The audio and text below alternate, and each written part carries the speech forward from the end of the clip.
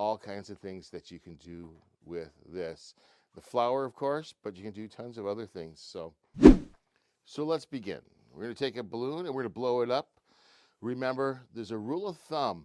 The more bubbles you have, the less air you want to put in your balloon. You want to leave more room on the end. So for this first one, we're just going to do a 5-petal flower. So I left some room there. We give it a little burp so it's a little softer. Here's a key as well, a stretch. So there's your first 2 rules that you might want to write down when making a flower base, and that is leave a little extra room, give it a stretch, give it a squeeze and a stretch. Now here's the third one, and this is where I messed up. I would make my flower petals way too big. If I kept running out of balloon. When you start out, try just a little bit smaller bubbles and then work your way to the desired one that you want, the desired size petal. We're going to fold it over, twist it, and just wrap that around. I am holding the nozzle here. Now, to lock that in so it doesn't come undone, we're going to reach inside here and we're going to pull that nozzle through, and that just locks that in so it doesn't come undone. Allows us to do other things. If you need to, give your bubble just a little squeeze, and then we're going to make another bubble. We'll just twist that over, and we're going to pinch it and twist it at the size we want. If they're a little different, that's okay.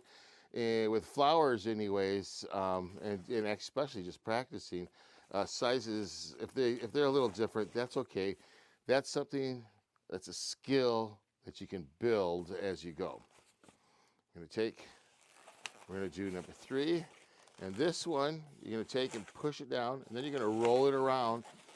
And by rolling, I mean you're going to roll this around so that it wraps around, but you're not causing friction by just dragging balloon bubble against balloon bubble. We're going to give this a little stretch, a little squeeze. We're going to make number 4. And again, we're going to do that wrap around. Now we have 4 petals. I'm running out of room. I didn't quite put enough room. This is all about air management. And as you practice, you will get this down. Squeeze it, and we should have enough to do another bubble, our 5th bubble. And I'm just going to take this excess and wrap it around. If there was balloon left, and I'll show you what that looks like in a minute, you would break that off and then wrap it around. But here we have just a simple 5 balloon. Now, notice here it's not quite connected, so I like to just take and twist it around those 2 bubbles so that it becomes a little more connected. And it all depends on what you're making and what you're doing. If it's just a simple flower, or are you going to use it as a base? Again, these are really not uniform at all. It is just something, I freehand everything, and so my bubbles are usually not the same. You do you, you're the balloon boss, all right? Let's do another one. We're gonna add a little bit more air to it. Give it a little burp. Tie that off. Squeeze and a stretch, all right? If you watch some balloon twisters, they use rulers. Feel free to use a ruler if you need. It depends on what you're making. You may need it to be uniform. So I'm going to do like a 3 balloon petal here where I am going to use my fingers as a guide. All right. So 1, reach in and do that. We're going to do another one. Again, I'm going to use my fingers as a guide. Squeeze, twist, got your pair. Give this a little squeeze because the air pressure is there.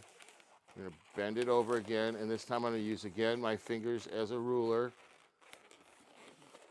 to help get the same size. Give a squeeze. Oh, and balloons pop.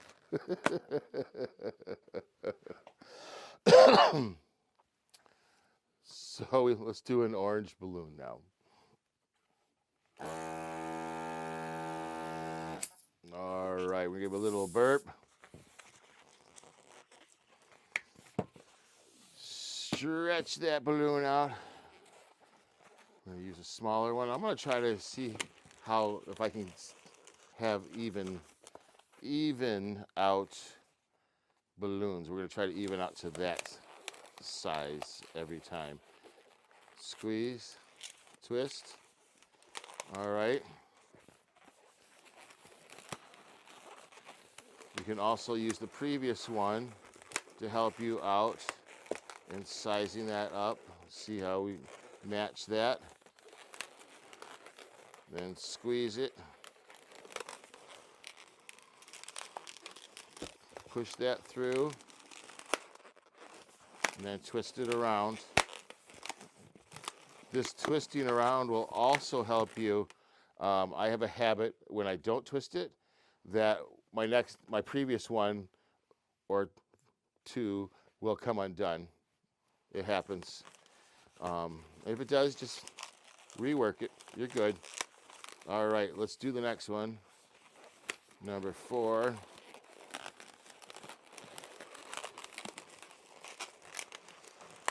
Squeeze it down into that middle where the axle is, if you would, if it was a wheel. And you're going to squeeze that in. So you're letting the air out, and then you're going to twist it and turn it. Just practice, practice, practice, practice, and you'll get it down. So now we have a 4-petal flower or a base. You can use this. I'll use this for my magic wands. I'll put a face print on here and give it to them. Something quick, simple. But again, we're making a flower base, so let's continue. We're going to put in another one. Twist it around. We have 5 loops in here now.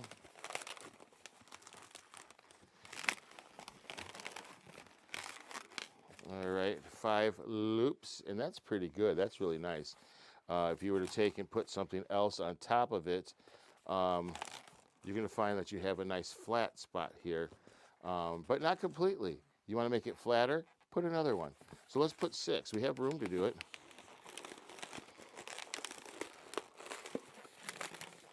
And I know a lot of balloon twisters who will end up putting 7 altogether on here.